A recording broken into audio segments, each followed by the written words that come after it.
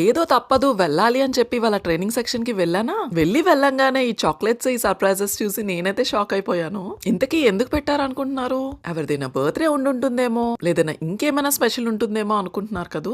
Actual గా ఇక్కడ Christmas అనేది చాలా పెద్ద పండగ వీళ్ళకి. ఇంకా క్రిస్మస్ కి ఎన్ని రోజులు లేదు కాబట్టి మా పిల్లల స్కూల్స్ లోని ఇంకా నేను ట్రైనింగ్ చేసే అకాడమీలోని ఇలాంటి స్వీట్ అండ్ షార్ట్ సర్ప్రైజెస్ అయితే కామనే. బట్ ఇలాంటి షార్ట్ అండ్ స్వీట్ సర్ప్రైజెస్ చూస్తే నాకైతే మా పిల్లలే గుర్తొస్తారు. ట్రైనింగ్ ఇవాళ మార్నింగ్ సెక్షన్ కాబట్టి ఆఫ్టర్నూన్ ఇంటికి రాగానే వంట పని అయితే పట్టుకున్నా. చాలా ఫ్లెక్సిబుల్ గా ఎక్కడికక్కడ సూపర్ మార్కెట్స్ లో దొరికే కోకోనట్ ఆయిల్ ఇది. ప్రైస్ కూడా పెద్దగా ఏం ఎక్కువ అనిపించలేదు నాకు. ఒక 3 or 4 euros పడుతుంది 500 grams. ఇంతకీ స్నేహ ఇవాళ లంచ్ లోకి ఏం చేస్తుంది చెప్పుకోండి చూద్దాం. ప్రాసెస్ చూద్దాము. ఈలోగా మీకు ఏమైనా హింట్ దొరకచ్చు.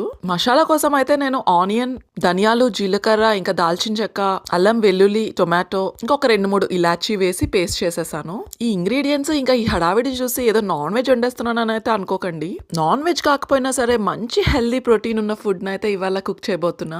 ఇండియాలో ఉండేటప్పుడు నేనైతే చాలా చాలా తక్కువ అండ్ చాలా రేర్ గా తినేదాన్ని మష్రూమ్స్ ని. ఇన్ఫాక్ట్ చెప్పాలంటే ఇంట్లో కంటే ఎక్కువ పెళ్లిల్లోనే తినుంటా నేను ఈ కర్రీని. బట్ ఇక్కడ సూపర్ మార్కెట్స్ లో మనకి అవలీలగా దొరికేస్తాయి మష్రూమ్స్ అయితే. సో ఇండియాలో ఉండి మష్రూమ్స్ ట్రై చేయని వాళ్ళు ఎవరైనా ఈ వీడియో చూస్తే మాత్రం ఖచ్చితంగా ట్రై చేయండి. వీడియో నచ్చితే please like, share and subscribe.